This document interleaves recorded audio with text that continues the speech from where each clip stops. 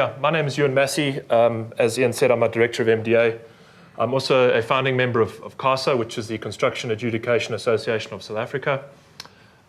Today, I'm going to take you through the dispute resolution processes under the FIDIC second edition. My comments and my talk are based on the conditions of contract for the plant design and build, pre-release edition 2017, which was released at the end of last year. Now, it's been almost a year since that pre-release edition was released, and there are going to be changes before the second edition is released later this year. So whatever I say today is subject to those changes and also subject to what Siobhan will talk about a little bit later in the day. So a good place to start off with is to look at some of the new definitions which are included in the pre-release edition. Similar to the first edition, there is a definition for the DAB, but when we look at the definition, we see that they've now added the words avoidance, or the word avoidance. So it's no longer a dispute adjudication board, but rather a dispute avoidance / adjudication board, which gives us a bit of a hint as to what the purpose of the DAB will be under the new second edition. There is also a definition for a NOD, or notice of dissatisfaction, which is given in response to either an engineer's determination or in response to a DAB decision. The contract also places some fairly specific requirements with regards to the giving of notices. So, for example, under clause 1.3 of the second edition, parties will be required to state the clause under which they're relying when they give the notice. So it won't be good enough to simply state in your notice that it's a notice. You'll firstly have to state it's a notice, but also more specifically state the clause under which the notice is given. And when the specific clauses deal with the notice of dissatisfaction, there's a further requirement that the notice clearly state and stipulate that it's a notice of dissatisfaction with regards to either the engineer's determination or a DAB decision. There's also, very interestingly, a definition for dispute. Those of you familiar with the current edition will know that in clause 20.4, there is a description of what constitutes a dispute. And this is now brought into the beginning of the contract and aligns itself with some of the current international case law as to what constitutes a dispute. Most of you also know that one of the preliminary arguments you can have under a FIDIC contract is that when one party decides to declare a dispute, the other party puts their arms up in the air and says there is no dispute. We've seen this on a number of occasions. And a good example is that the matter hasn't been properly determined under clause 3.5 yet, so it can't be a dispute. Let the determination process complete. Or the other party simply says that it's a matter which should be dealt with as a determination, and there's a dispute as to whether or not it should be dealt with as a determination.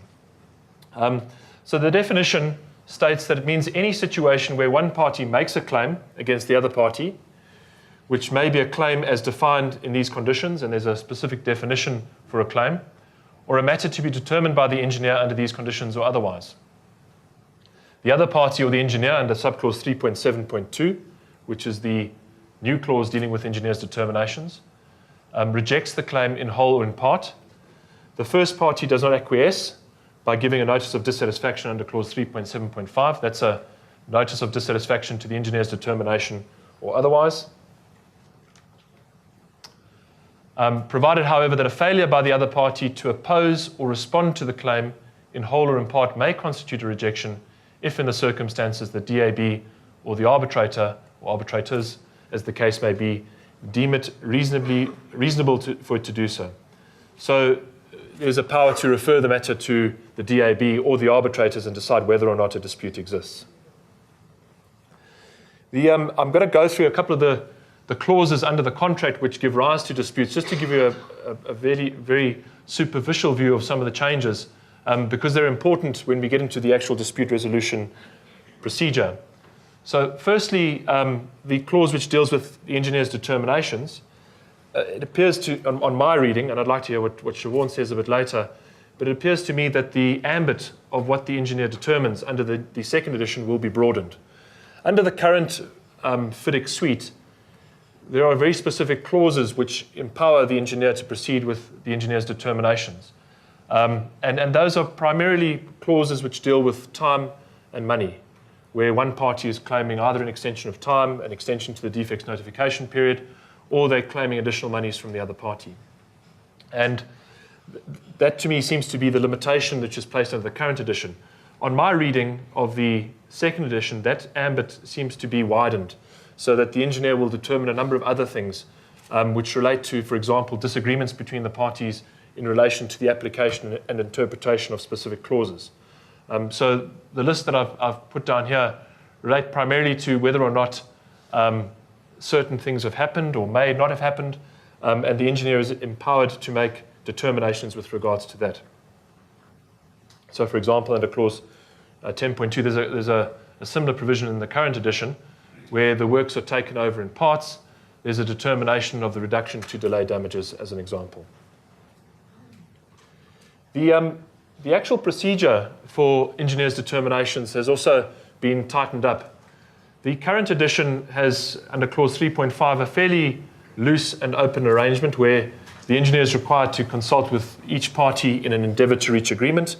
And if agreement is not achieved, then the engineer proceeds to make a determination in accordance with the contract. That process has now been tightened up by a number of sub-clauses in clause 3.7. There's a formal consultation process where the engineer is required to consult with both parties in an endeavour to reach an agreement, and that has been written into the contract. There are also time periods attached to that as well. That formal consultation process is aimed at reaching an agreement between the parties, and if there is agreement, then the engineer records that agreement in writing and issues it to the parties. If there's no agreement reached within the required time period, then the engineer is required to make a determination under the next leg of clause 3.7. The time periods, by way of interest, are 42 days for reaching an agreement and 42 days for issuing a determination. Now, some of you may think that that's a good idea. I think it's a good idea to have time periods. But one of the disadvantages is that under the current system, because there's no time period, it allows the engineer and the parties to be quite flexible as to when the determination takes place. Now, that can suit either party, but there is a way of dealing with the lack of time periods under the current edition in that you can infer that the determination should take place within a reasonable period of time. And if it's the contractor who requires the determination to be made, pressure can be put onto the engineer by requesting the determination be made within a specific time period. And because it's a reasonable time period, you can change the time period to suit the circumstances. Having a defined 42-day time period might be too long for certain types of claims and certain types of disagreements. It might be too short for others, depending on the size and complexity of the issue which is required to be determined. So it'll be interesting to see how if it's retained the time periods, it'll be interesting to see how that pans out from a practical point of view.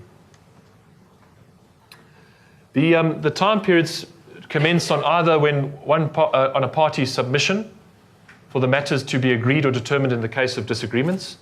So if there's a disagreement between the parties with regards to the application of a specific clause, then one party can make a submission to the engineer for a determination, and the time period will commence. And the other case is where a party submits a fully detailed claim under the claims provision, which we'll get to shortly. That starts the time periods that we've just looked at. If the determination is not made within the required 42-day period, that's the second 42-day period, there's a deemed rejection, and the parties must then proceed, if they wish, to the next stage, which is to issue a notice of dissatisfaction. So if either party is dissatisfied with the determination, or if there's a deemed rejection, the next stage is to issue a notice of dissatisfaction. And if no notice of dissatisfaction has been issued within the 28-day period, then the determination or the deemed rejection, as the case may be, is treated as accepted finally and conclusively. So that'll be the end of the matter. That then the matter can't be referred further in terms of the dispute resolution process. One of the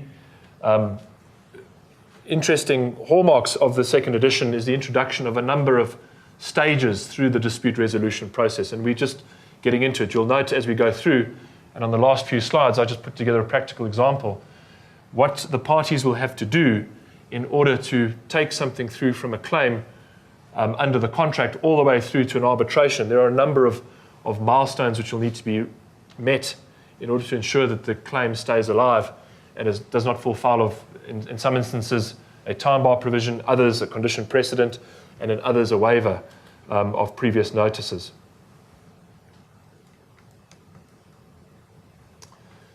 The claims provision has changed. Under the current edition, the employer's claims are dealt with in a separate clause which is found in clause 2.5, and the contractor's claims are dealt with in clause 20.1. Clause 20 now deals with all claims, both contractor and employer claims, and both parties have the same requirements that they have to meet. So I think a lot of the contractors will think that's a really good idea, because with the current arrangement, there's a bit of uncertainty with regards to whether or not employer claims which are not notified within as soon as practicable or within a short space of time, whether or not they were time barred or whether the employer could prosecute those claims. Now there are defined time limits for the employer to submit both notice and fully detailed claims as well. So the type of claims which are dealt with, firstly, employer claims for extensions to the defects notification period and or additional payment. So if the employer wishes to prosecute a claim against the contractor, there is a 28-day notice period. Now remember what I said about clause 1.3, that 28-day notice period will require that the notice also be given in terms of 1.3, so it must state that it's a notice of claim, and it must state that it's given under the specific clause in the contract. Under the current arrangement, the only requirement, for example, with a contractor claim and an employer claim is that they give notice of the event or circumstance giving rise to the claim. So that leads to the situation where parties in a desperate act of trying to find notices scratch around looking for any form of document which may constitute notice of the event or circumstance giving rise to the claim. That will all change. The notice will have to be a clear notice, and it must comply with clause 1.3, and it must be given within the 28-day period. For contractor claims for extensions of time and or additional payment, also a 28-day time bar period.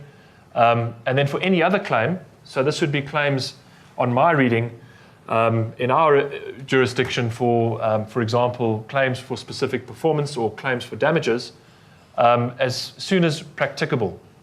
And it could include disagreements between the parties as to the application and interpretation of the contract. So all of those potential disputes are now brought under the banner of the claims provision and must follow a procedure in order to get to a determination process.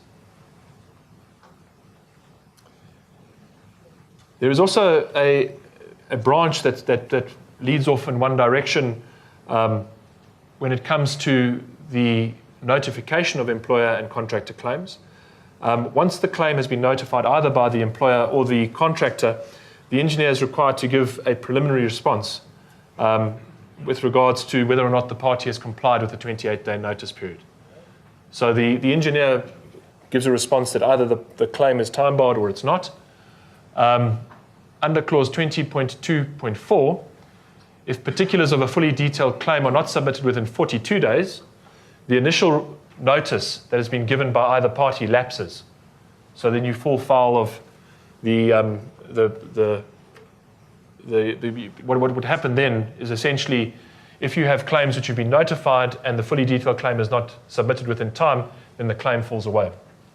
And I guess that's been put there because a lot of claims are notified and no claim is submitted within the 42-day period, and then at the end of the contract, because there's no sanction with not complying with, or there's a minor sanction for not complying with the 42-day time period, a large claim arrives at the very end of the contract, and the engineer has to deal with a fairly large dispute, potential dispute, or claim at that stage.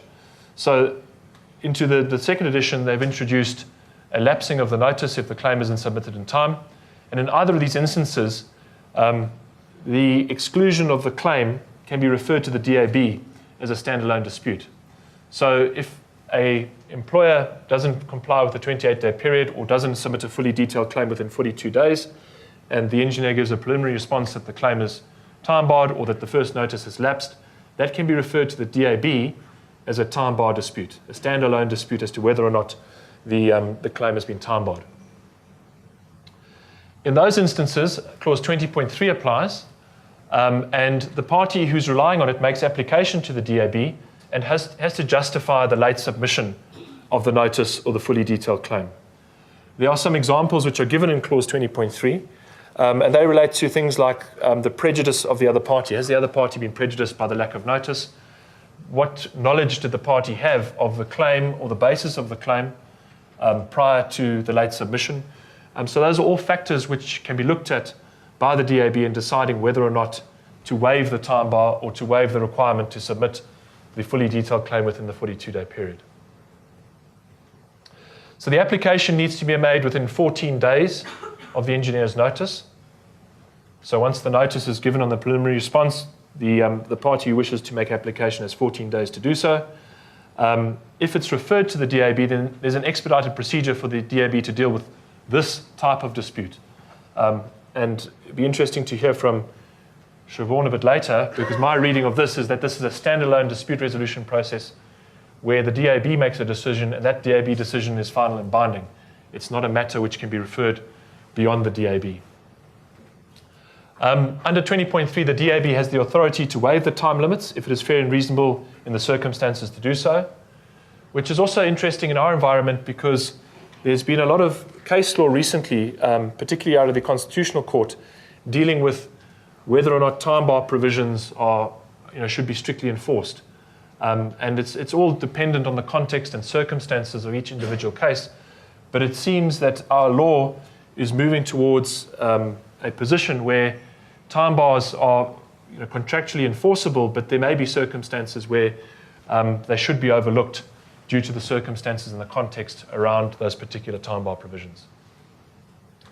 So there's some examples which are given in clause 20.3, which I referred to a few minutes ago. The DAB with time bar disputes is required to give its ruling within 28 days of the application being made. If there's no ruling made within the 28-day period, then the application is deemed to be rejected. And upon receipt of the ruling or the deemed rejection, the engineer is then required to proceed with the balance of the determination process. So given that language and the fact that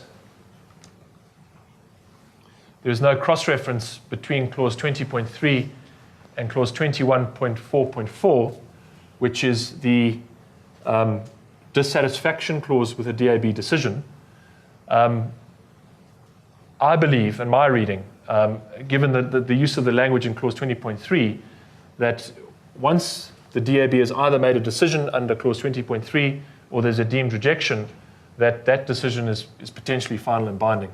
And if it is or isn't, it may be interesting in practice to see what happens, whether someone challenges that and takes it further. That may have also been neatened up in the current edition.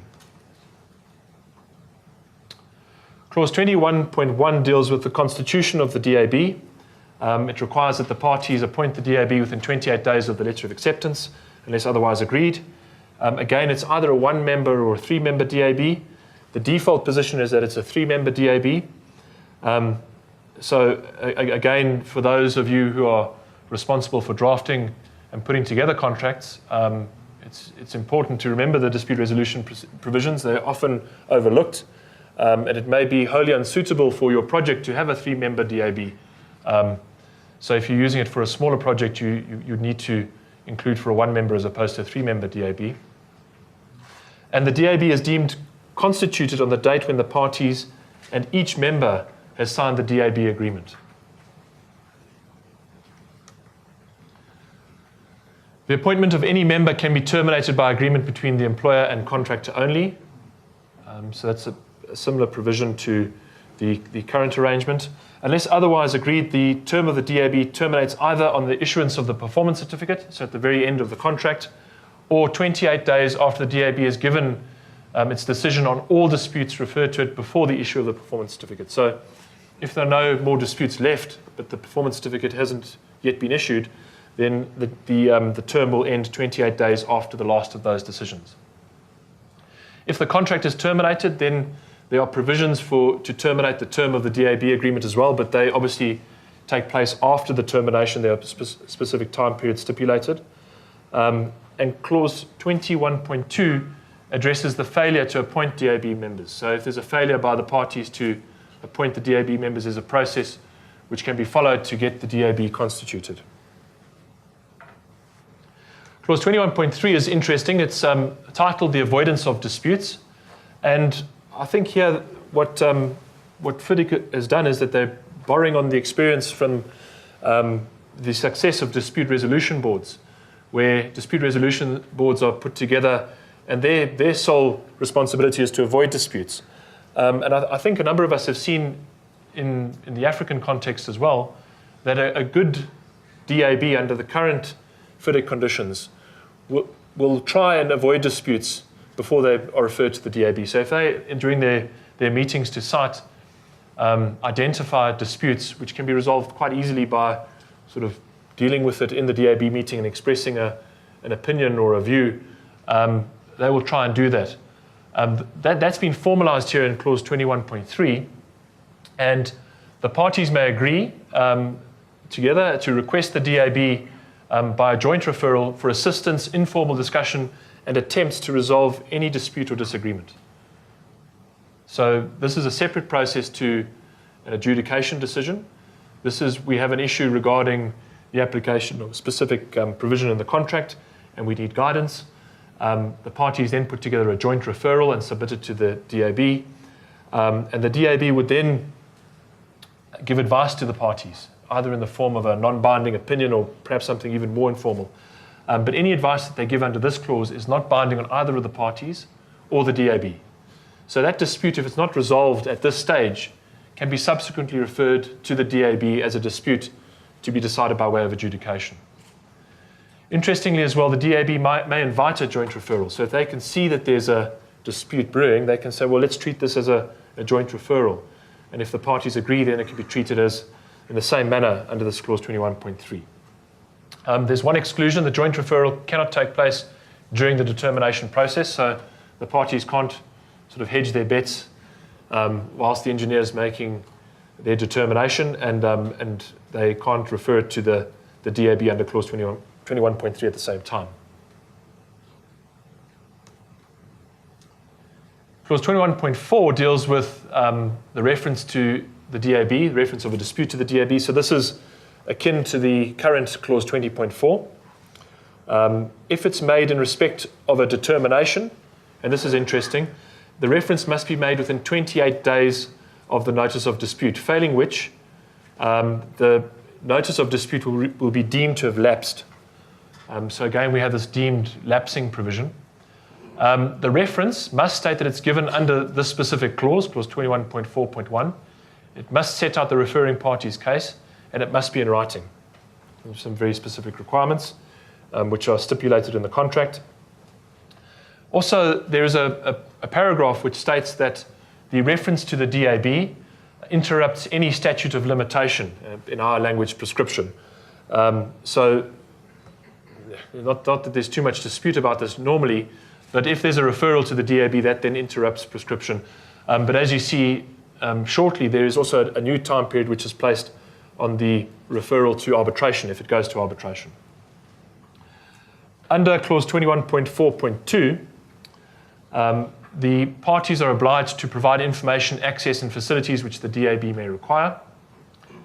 Unless the contract has been abandoned, repudiated, or terminated, the contractor is obliged to proceed with the works, which is interesting because there's no, in this particular clause, there's no reference to the employer's performance of its obligations.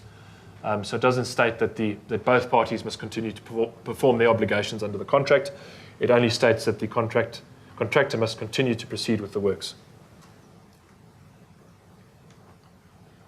The DAB's decision is dealt with in clause 21.4.3.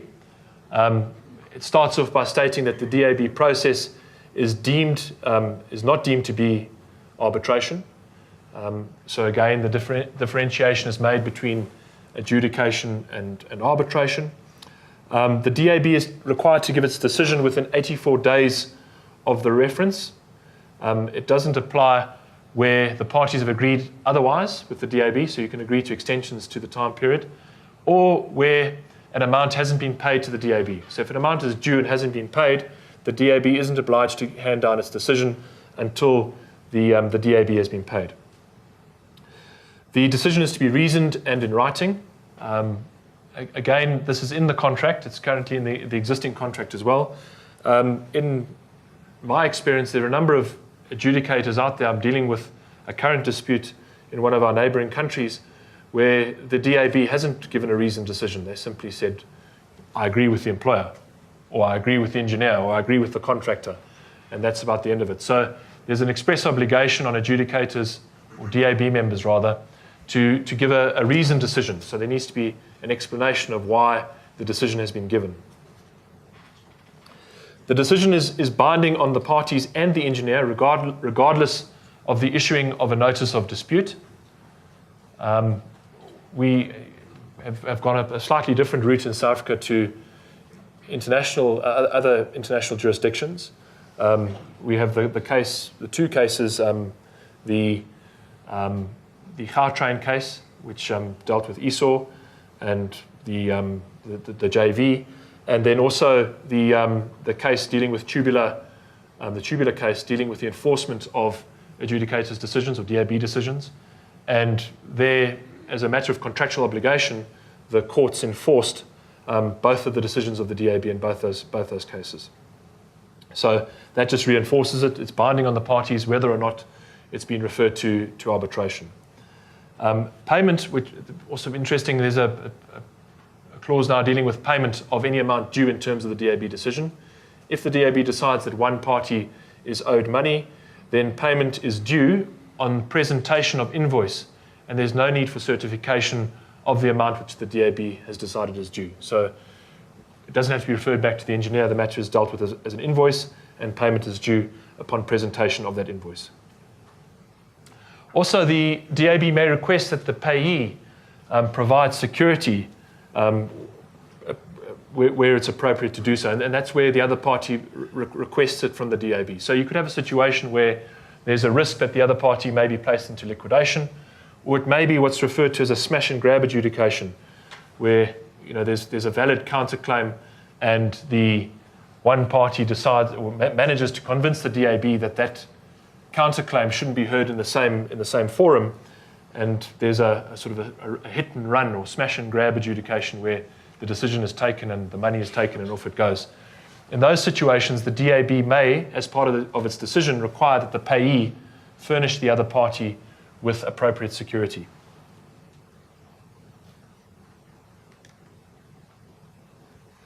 If either party is dissatisfied with the DAB's decision, then they're required to give, again, another notice of dissatisfaction within 28 days of the DAB decision, or the date when the decision should have been given. So it also caters for situations where the DAB doesn't make a decision within the required time periods. If the notice of dissatisfaction is not issued within the 28-day period, then the DAB decision becomes final and binding on the parties. The notice of dissatisfaction must state that it's a notice of dissatisfaction of the DAB decision. So again, it's another very specific requirement, which the notice will have to give. And if these notices fall foul of any of these requirements, then potentially they haven't been validly given in terms of the contract and could create issues further down the line. And then arbitration is to be commenced within 182 days of the notice of dissatisfaction, failing which the notice of dissatisfaction lapses. So again, it's a further time period within which to commence the arbitration. And again, the thinking was, as far as I can see, the thinking here is that where you have multiple disputes and notices of dissatisfaction are being issued, instead of having a situation where everything is held back until the end of the contract and we have a large, complicated dispute, they should be dealt with as and when they arise.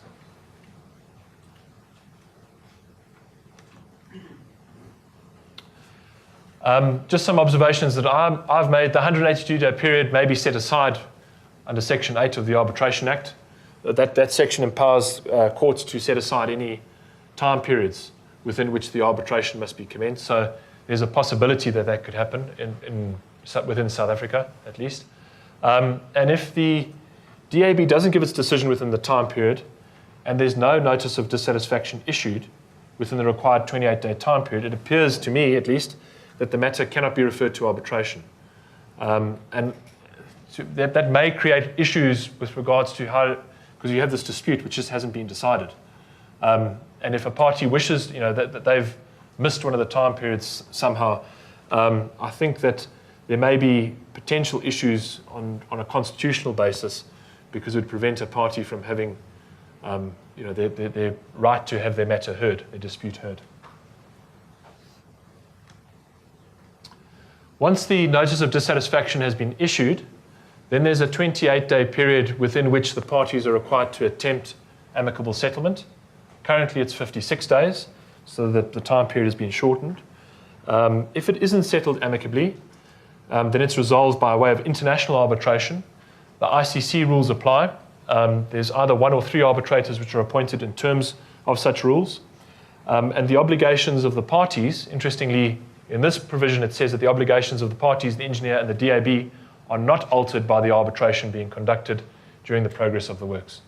So if you cross-refer that back to the clause under the DAB decisions, which says that the contractor's obligations are not affected, this is a far more comprehensive requirement that all parties must continue to perform their obligations. Again, for those of you who draft contracts, the ICC rules are not always suitable for every dispute. So it's important that people pay attention to the arbitration rules as well. Subclause 21.7 deals with the failure to comply with the DAB decision. So this would apply over and above any rights which the party who was successful in the DAB may have to go to court and enforce the decision. So here, if one of the parties fails to comply with the decision of the DAB, then the other party may have that non-compliance referred to the arbitral tribunal for enforcement. So you could do this as part of your arbitration, formulate or constitute the arbitral tribunal, and the first thing that you deal with is that you refer the non-compliance of the other party with the DAB decision to the arbitral tribunal. And the arbitral tribunal, in terms of the contract, is empowered to issue any interim or provisional or final award as appropriate with regards to that DAB decision. So the reference to final award, it suggests that and states that if the notice of dissatisfaction hasn't been issued, one of the ways in which the party who is successful can enforce that is to refer to an arbitral tribunal, as opposed to going to court. And clause 21.8, which is the last clause in the dispute resolution process, deals with the situation where there's no DAB in place.